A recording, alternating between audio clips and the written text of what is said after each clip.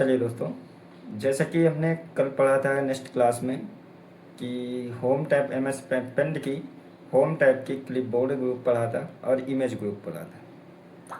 Clipboard group पढ़ा था और इमेज ग्रुप पढ़ा था। आज हम पढ़ने वाले हैं उसी की लैब। जैसा कि यहाँ पे क्लिपबोर्ड ग्रुप के अंतर्गत कट, कॉपी और पेस्ट का ऑप्शन दिया गया है और इमेज के अंदर एक सिलेक्ट ऑप्शन है और इसके बाद रोटेट है, एक रिसाइज है, एक क्रॉप टूल का ऑप्शन दिया गया है। इतने सारे टूल हम लोग आज प्रैक्टिकल के साथ सीखेंगे। तो उसके लिए मैं पहले कोई पेज में शेप्स बना लेता हूँ, जैसा कि कोई शेप्स या स्टार में बना लेता हूँ। यहाँ पे पेज पे स्टार आपका ये बन गया। अब इस स्टार में फिल विथ कलर से मैंने कोई कलर चूज करके इसके अंदर कलर फिल कर देता हूँ।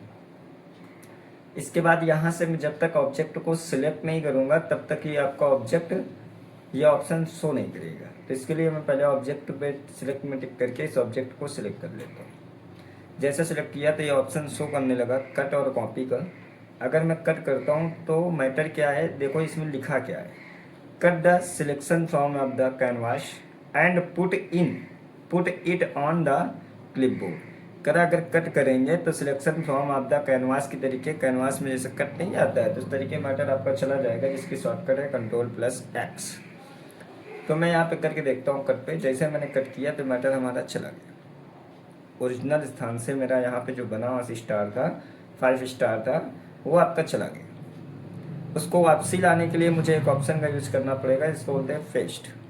जैसे हम पेस्ट करते हैं तो ऑब्जेक्ट मेरा वो वापसी आ गया। इसको मैं उठा के साइड मूव कर देता हूँ। दोबारा पेस्ट करेंगे तो दोबारा ऑब्जेक्ट आ जाएगा। नेक्स्ट करेंगे तो नेक्स्ट बार पे ऑब्जेक्ट आ जाएगा।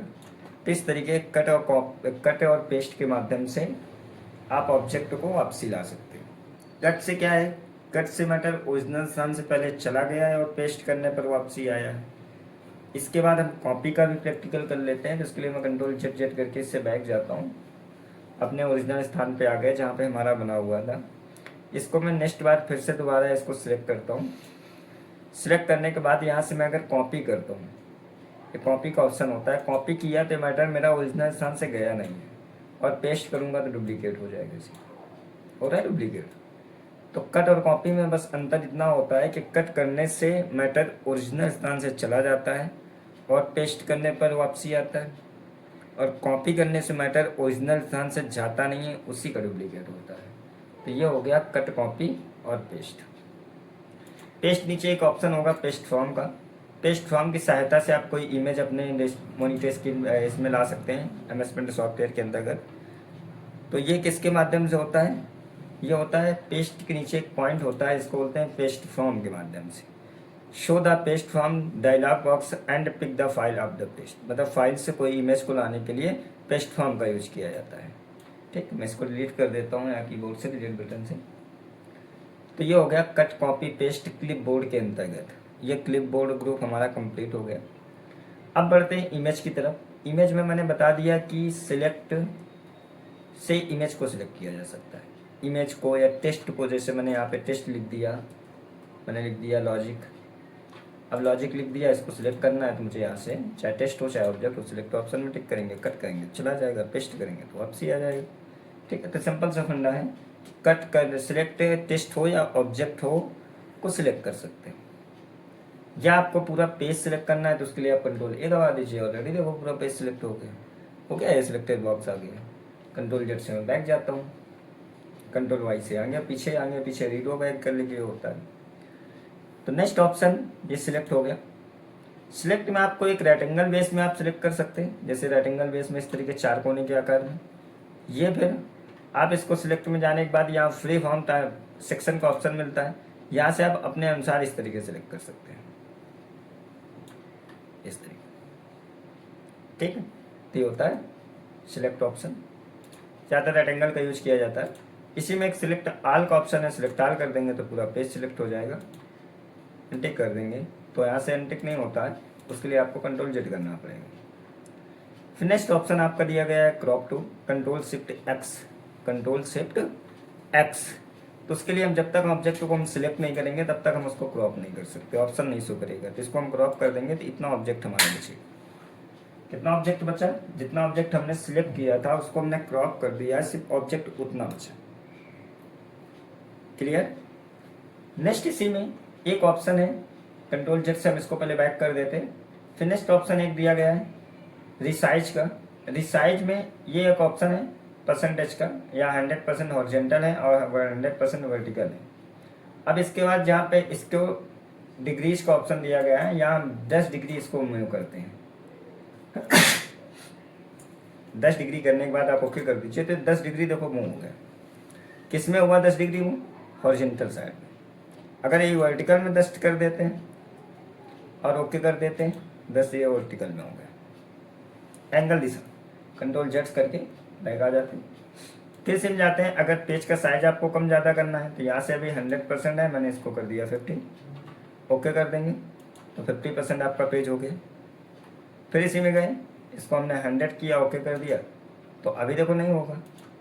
क्यों नहीं हो रहा? क्योंकि 100 में एक बार हो गया। तो अब इसको यहाँ से हम पकड़ के इस तरीके आप कर सकते हैं, फुल पेज में हो गया हमारा पेज। अब इसके बाद आते हैं एक रोटेट से। रोटेट से क्या होता है? रोटेट से क्या है कि ऑब्जेक्ट को आप किसी दिशा में घुमा सकते हो। इसको हम डिलीट करते हैं और शेप से मैं कोई एरो की वाला लेता हूँ। इस तरीके आपका शेप से आपका एरो की आ गया।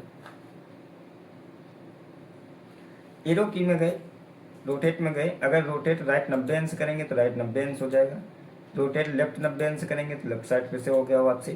रोटेट 180 अंश करेंगे तो रोटेट 180 अंश हो गया। फ्लिप वर्टिकल करेंगे तो वर्टिकल में हो जाएगा, और हॉरिजॉन्टल करेंगे तो हॉरिजॉन्टल पे हो जाएगा। ठीक है, तो ये रोटेट का माध्यम होता है।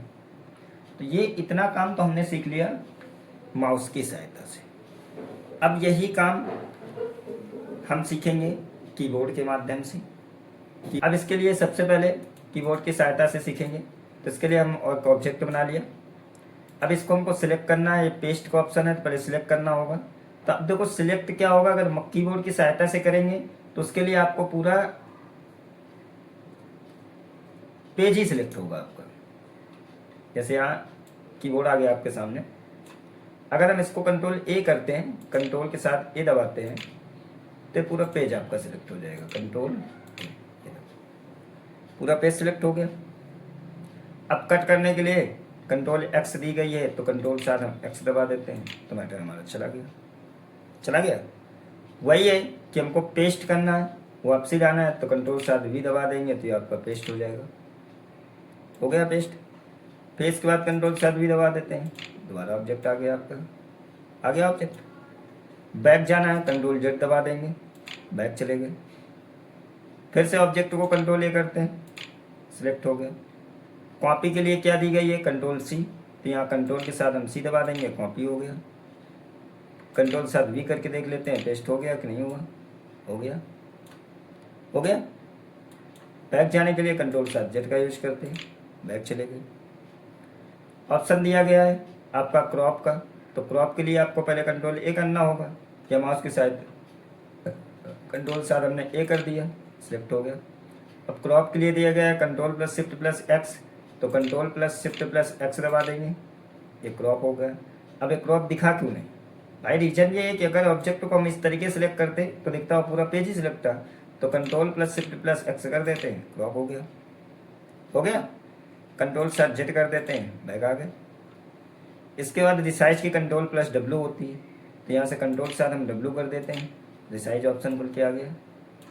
रिसाइज ऑप्शन में जो आपको करना है 10% घुमाना है, तो 10% या 10 लिख के ओके कर देंगे, 10% आपका ऑब्जेक्ट रोटेट हो गया। कंट्रोल जेड से बैक आ जाएंगे। फिर इसके बाद रोटेट का ऑप्शन है, रोटेट की कोई शॉर्टकट तो दी नहीं गई, रोटेट को आप बता ही दिया मैंने ऑप्शन कि किस तरीके आपको रोटेट का यूज करना है। माउस की सहायता से जिस एंगल में आपको घुमाना है उस एंगल में इस ऑब्जेक्ट को आप घुमा सकते हैं। इसके बाद देखिए एक चीज़ और यूज होता है, आपको एक रिसाइज का ऑप्शन होता है, इसके सहायता से resize and scale of the picture of selection, इसके माध्यम से आप कलर भी मिक्स कर सकते हैं। जैसे मैं यहाँ से सेप से एक लाइन लेता हूँ और यहाँ से मैं एक कलर मिक्स करता हूँ। एक लाइन मैंने ऐसे खींच दिया और दूसरी लाइन में यहाँ से खींच देता हूँ इस तरीके। फिल विथ कलर लिया, एक कलर मैंने डाल दिया येलो, एक में डाल दिया रेड, एक में डाल दिया ग्रीन। इतना कलर करने के बाद मैं रिसाइज पे जाता हूँ, पिक्सल पे टिक करता हूँ, मेंटेन कॉन्टेक्ट करता हूँ। यहाँ पे जितना लिखा हुआ है 786, यहाँ पे 1 लिखने के बाद मैं ओके कर देता हूँ। फिर रिसाइज में जाता हूँ, पिक्सल में टिक करता हूँ, मेंटेन कॉन्टेक्ट करता हूँ, और यहाँ जितना लिखा था 786 तो 786 मेंशन कर देता हूँ। ओके कर दूंगा तो एक कलर मिक्स होके आ गया।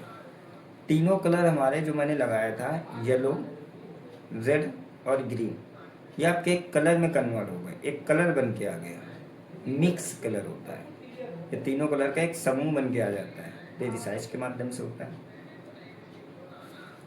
इसी में चलते एक टूल्स ग्रुप है, शेप्स ग्रुप है, कलर्स ग्रुप है और एडिट ग्रुप है। ये कल पहले हम थ्योरिकल क्लास पढ़ते हैं, फिर इसके बाद नेक्स्ट हमारी होगी लाइव क्लास। तो चलिए, उम्मीद है आपको समझ में आया होगा। अगर आपको वीडियो अच्छी लगी तो लाइक शेयर और कमेंट जरूर करना। चलिए आज क्लास यहीं से क्लोज करते हैं। जय हिंद।